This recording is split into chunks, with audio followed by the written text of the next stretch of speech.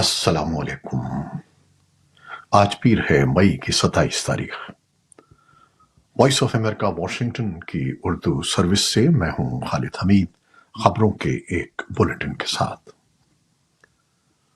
جنوبی شہر رفح میں اسرائیلی حملے میں غزہ کی وزارت صحت کے مطابق کم از کم 45 افراد جاں بحق ہو گئے ہیں۔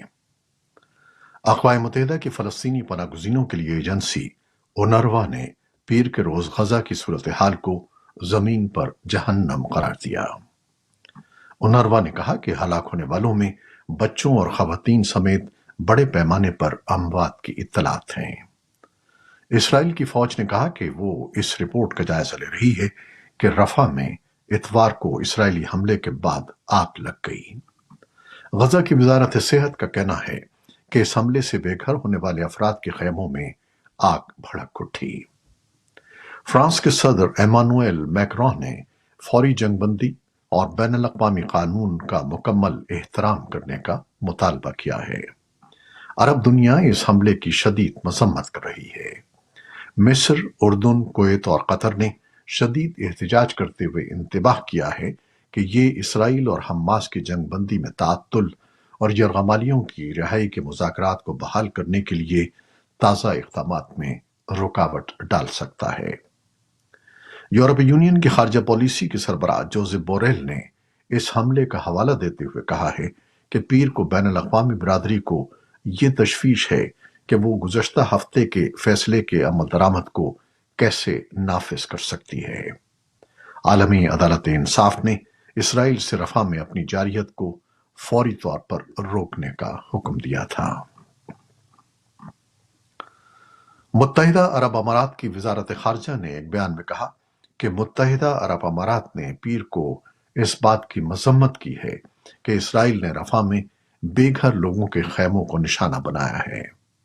وزارت نے آئی سی جے کے اس فیصلے پر عمل درآمد کی اہمیت پر زور دیا، جس میں اسرائیل سے رفح میں اپنی فوجی کارروائیوں کو فوری طور پر روکنے کا مطالبہ کیا گیا تھا۔ پاکستان کی فوج کے شعبہ تعلقات عامہ نے سوموار کی سپہر جاری کردہ بیان میں افغانستان سے ملحقہ وادی تیرہ میں سیکیورٹی فورسز اور عسکریت پسندوں کے درمیان جھڑپ کی تصدیق کرتے ہوئے کہا ہے کہ اس جھڑپ سمیت خیبر پختونخوا کے 3 مختلف علاقوں میں 2 دنوں کے دوران ہونے والی کارروائیوں میں مجموعی طور پر 23 جنگجوؤں کو ہلاک کیا گیا ہے۔ کالعدم تحریک Taliban Pakistan T T P نے وادی تیرہ میں حملے کی ذمہ داری قبول کرتے ہوئے اپنے 4 جنگجوؤں کے ہلاک ہونے کی تصدیق کی ہے۔ پاکستان کے وزیر داخلہ محسن نقوی نے لاہور میں ایک پریس کانفرنس میں کہا ہے کہ 26 مارچ کو بشام میں چینی انجینئرز پر ہونے والے خودکش حملے کے پیچھے افغانستان میں مقیم کالعدم تحریک Taliban Pakistan T T P کی قیادت اور دشمن غیر ملکی انٹیلیجنس ایجنسیاں تھیں اور اسے پاکستان میں مقیم ہینڈلرز اور سہولت کاروں کی مدد سے انجام دیا گیا تھا۔ انہوں نے کہا کہ ہم افغانستان کے ساتھ اچھے تعلقات چاہتے ہیں، لیکن اس کے لیے یہ ضروری ہے کہ وہ ان دہشت گردوں کو گرفتار کریں، ان پر مقدمہ چلائیں یا انہیں ہمارے حوالے کر دیں۔ ان انکشافات سے دونوں پڑوسیوں کے درمیان دو طرفہ تعلقات مزید کشیدہ ہونے کی توقع ہے، کیونکہ اسلام آباد نے افغانستان میں مقیم ٹی ٹی پی دہشت گردوں کے خلاف کارروائی کے لیے کابل پر بار بار دباؤ ڈالا ہے۔ کابل ان الزامات کو مسترد کرتا آیا ہے۔ پنجاب کے شہر سرگودھا کے علاقے مجاہد کالونی میں ہنگامہ آرائی کے واقعات کے بعد اتوار کو معمولات زندگی بحال ہونا شروع ہو گئے ہیں۔ علاقے میں اب بھی سادہ کپڑوں میں پولیس اہلکار تعینات ہیں جو معلومات جمع کر رہے ہیں۔ سرگودھا پولیس نے جلاؤ گھیراؤ کے بعد انسداد دہشت گردی ایکٹ اور توہین مذہب سمیت دیگر سنگین دفعات کے تحت 2 الگ الگ مقدمات درج کیے ہیں۔ آئی جی پنجاب نے متاثر علاقے کا دورہ کیا۔ ان کا کہنا تھا کہ قوانین پر عمل کروانا ریاست کا کام ہے۔ سمندری طوفان ریمل کے سبب بھارت اور بنگلہ دیش کے ساحلی علاقوں سے نقل مکانی کا سلسلہ جاری ہے۔ طوفان کے دوران تیز ہواؤں اور شدید بارش سے کئی علاقوں میں کچے مکانوں اور جھونپڑیوں کو نقصان پہنچا ہے۔ رپورٹس کے مطابق بنگلہ دیش میں ساحلی علاقوں سے لگ بھگ 8 لاکھ سے زائد افراد کو محفوظ مقامات پر منتقل کیا گیا ہے، جبکہ بھارت میں 1 لاکھ سے زائد افراد نقل مکانی پر مجبور ہوئے ہیں۔ ریمل خطے میں رواں برس کا پہلا طوفان ہے۔ بھارت اور بنگلہ دیش کے ساحلی علاقوں میں حالیہ برسوں میں موسمیاتی تبدیلیوں کے سبب کئی طوفان آ چکے ہیں۔ سعودی عرب نے سن 2012 میں کے بعد دمشق میں پہلی بار اپنا سفیر مقرر کیا ہے۔ سعودی عرب شام سے قبل ایران سے سفارتی تعلقات بحال کر کے سفیر کا تقرر کر چکا ہے۔ شام کی عرب لیگ کی رکنیت سن 2011 میں اس وقت منسوخ کر دی گئی تھی جب بشار الاسد کی حکومت نے ملک میں جاری احتجاج کو دبانے کے لیے شدید کریک ڈاؤن کا آغاز کیا تھا۔ بشار الاسد کے ساتھ خلیجی ممالک کے تعلقات میں گزشتہ برس شام میں آنے والے ہلاکت خیز زلزلے کے بعد تیزی سے بہتری کا آغاز ہوا تھا۔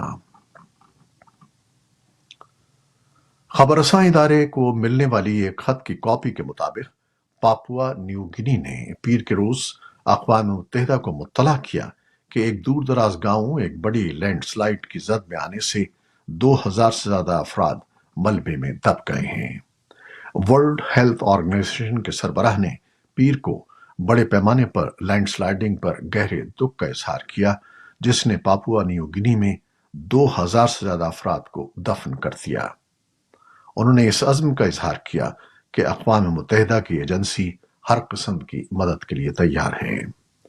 ایڈنوم گریسیس نے سوشل پلیٹ فارم ایکس پر کہا کہ ہم صحت کی فوری ضروریات کو پورا کرنے کے لیے پاپوا نیو گنی کی حکومت کی مدد کے لیے تیار ہیں۔ یوکرین کے صدر ولادیمیر زیلنسکی نے کہا ہے کہ روسی افواج نے اس ماہ تقریباً 3200 گائیڈڈ فضائی بموں سے یوکرین پر حملہ کیا ہے۔ میڈرڈ میں ایک پریس کانفرنس سے خطاب کرتے ہوئے انہوں نے مزید کہا کہ یوکرین کی فوج کے پاس اتنے فضائی دفاعی میزائل نہیں ہیں کہ وہ روس کو ماہانہ ہزاروں بم گرانے سے روک سکے۔ ایک اور خبر کے مطابق زیلنسکی نے مغربی حلیفوں پر زور دیا کہ وہ روس کو قیام امن پر آمادہ کرنے کی کوشش کریں۔ شمالی کوریا نے سول میں جنوبی کوریا، جاپان اور چین کے غیر معمولی سربراہی اجلاس کی مذمت کی ہے، جس میں جزیرہ نما کوریا کو جوہری ہتھیاروں سے پاک کرنے کے لیے مشترکہ اعلامیہ جاری کیا گیا ہے۔ شمالی کوریا کی وزارت خارجہ کے ترجمان نے سرکاری میڈیا کے ذریعے کہا کہ جزیرہ نما کوریا کو جوہری ہتھیاروں سے پاک کرنے پر بات کرنا ایک سنگین سیاسی اشتعال انگیزی اور خود مختاری کی خلاف ورزی ہے۔ چین، جاپان اور جنوبی کوریا نے پیر کے روز سول میں سن 2019 کے بعد سے اپنی پہلی سے فریقی سربراہی کانفرنس کے بعد جاری ہونے والے ایک مشترکہ بیان میں سیکیورٹی کے حوالے سے تعاون کرتے ہوئے علاقائی امن اور استحکام اور جزیرہ نما کوریا کو جوہری ہتھیاروں سے پاک کرنے کے بارے میں موقف کا اعادہ کیا۔ امریکہ میں آج میموریل ڈے کے موقع پر قومی تعطیل ہے۔ میموریل ڈے امریکی فوج میں خدمات انجام دیتے ہوئے اپنی جان دینے والوں کی یاد میں منایا جاتا ہے۔ اس دن کو منانے کا آغاز امریکی خانہ جنگی سے ہوا جب 1861 اور 1865 کے درمیان غلامی کے تنازع میں یونین اور کنفیڈریٹ کی مخالف فورسز میں شامل 6 لاکھ سے زائد فوجی مارے گئے۔ صدر جو بائیڈن کا اس موقع پر کہنا ہے کہ ہر سال بحیثیت قوم ہم اپنے ان ہیروز کو یاد کرتے ہیں کیونکہ ہمیں کبھی اس قیمت کو نہیں بھولنا چاہیے جو انہوں نے ہماری جمہوریت کے تحفظ کے لیے ادا کی تھی۔ 6 دہائیوں تک لازوال اداکاری کرنے والے نامور اور مقبول اداکار طلعت حسین 84 برس کی عمر میں انتقال کر گئے ہیں۔ طلعت حسین کا شمار پاکستان کے ان اداکاروں میں ہوتا ہے جنہوں نے اداکاری کی باقاعدہ تعلیم حاصل کی تھی۔ 1970 की दहाई में उन्होंने London academy of music and dramatic art से थिएटर आर्ट्स में गोल्ड मेडल हासिल किया था, जिसके बाद वतन वापस आकर उन्होंने इस आर्ट की खिदमत भी की थी। तलत हुसैन को 1982 में फन के लिए उनकी खिदमत के एतराफ में प्राइड ऑफ परफॉर्मेंस से नवाजा गया था, जबकि 3 साल कबल उन्हें सितारे इम्तियाज भी दिया गया था। और अब एक ऐलान।